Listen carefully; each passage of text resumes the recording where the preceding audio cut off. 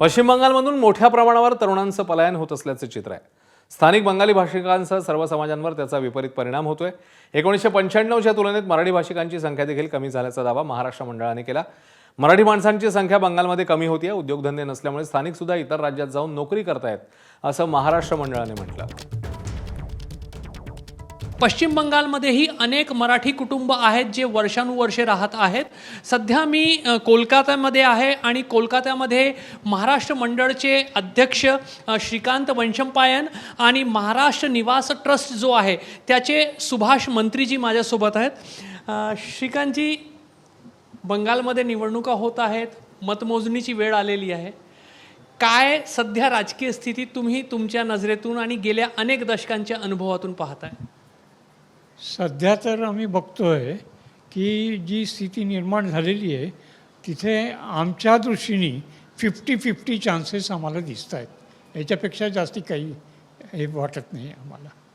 सुभाषजी, तुम्हाला काय वाटतंय? काय राजकीय स्थिती सध्या सांगत आहे? हे बघा, आपल्याला काही इकडनं जास्त विशेष हलता येत नाही, तुम्ही उलट जास्त फिरता।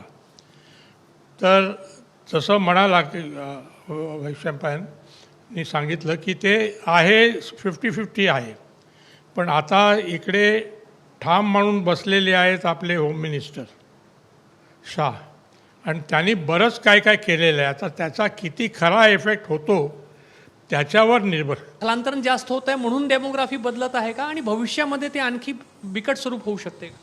नाही, स्थलांतर होतं आहे म्हणून त्याचा इफेक्ट होतोच आहे बंगालवर, कारण जी चांगली लोकं आहेत ती सगळी बाहेर जात आहेत। आणि आता इथे जे आहेत ते फक्त त्यांचं राजकारणामध्ये पैशासाठी जास्ती हे आहे। त्यामुळे राजकारणात आता सध्या येणारी माणसं ही फक्त पैसा पैसा पैसा करणारी आणि गुंडगिरी करणारी माणसं आहेत। आता बघा, तुम्ही आधार कार्डला महत्त्व कमी दिलं जातं, त्याचं कारण असं आहे की ते फेक खूप आरामशीर तयार करतायत लोक। तयार करायला त्रास नाही।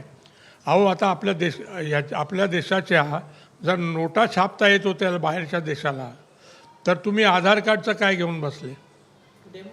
हां, तर डेमोग्राफी बदलते आहे, कारण तिकडनं जे येतात बांगलादेश, पर्टिक्युलरली बांगलादेशच्या रूटनी जास्तीत जास्त येतात। असे फेकवाले जेवढे होते ते सगळे असतील, नाहीतर कमीत कमी बरेचसे ते स्वतः पळून गेले परत। आणि फक्त पळून गेलेले नाहीत, ते इकडच्या खोल्याला ताळं लावून गेलेले आहेत, फ्लॅट्सना ताळं लावून गेलेले आहेत।